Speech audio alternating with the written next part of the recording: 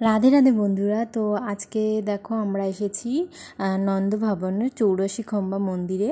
তো চলো তোমাদের ওপরে গিয়ে দেখাই। এই নন্দভবন ৮৪ খাম্বা মন্দির নামেও পরিচিত। এটি গোকুলের একটি বিখ্যাত তীর্থস্থান।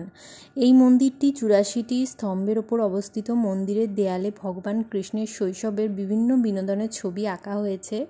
তো এখানে দেখো পুজোর জন্য আমরা ফুল কিনে নিলাম। এবার আমরা যাচ্ছি ওপরে। তো এখানে রয়েছিল শিবলিঙ্গ। এখানে নাকি স্বয়ং মহাদেব এসেছিলেন ভগবান শ্রীকৃষ্ণকে দেখতে। তো দেখো ঠিক এই জায়গাটা, এখানে দেখো মাম্মাম প্রণাম করছে। তো তোমরা এই পাথরগুলো দেখছো, ওই পাথরের স্তম্ভগুলিতে চমৎকার খোদাই রয়েছে যা তাদের সৌন্দর্য প্রকাশ করে। মন্দিরের প্রাঙ্গণে রয়েছে একটি বিশাল বটগাছ, যা মন্দির পরিদর্শনকারী ভক্তরা এর শাখায় রঙিন ফিতা বেঁধে রাখে, এই বিশ্বাসে যে এটি তাদের ইচ্ছা পূরণ করবে। এই বটগাছের নিচে কালীদেবীর মন্দিরও রয়েছে। তো তোমরা দেখো এখানে দেখতে পাচ্ছ এই যে ৮৪ খাম্বাগুলো দেখো কত পুরনো, কত বছর পুরনো খাম্বা, তোমরা দেখেই বুঝতে পারছো। আর খুবই সুন্দর লাগছিল দেখতে।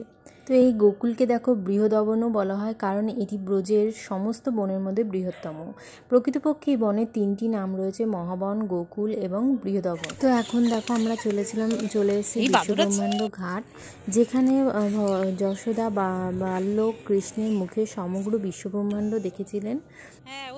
তো কত সুন্দর লাগছে দেখো দেখতে। এখানে দেখো সবাই অনেক টাকা জলে দিয়েছে, ফুল টুল সব জলে দিয়েছে। এই যে মন্দিরের ঠাকুর ভগবান শ্রীকৃষ্ণের মূর্তি রয়েছে। এখান থেকে দেখো আমরা চলে আসলাম বাঁকেবিহারী মন্দির। এখানে কিছুক্ষণ সময় কাটিয়ে আমরা চলে আসি। তো তোমাদের কেমন লাগলো ভিডিওটা অবশ্যই কমেন্ট করে জানিও। আরও নতুন ভিডিও পেতে প্লিজ চ্যানেলকে লাইক কমেন্ট শেয়ার করে জানিও।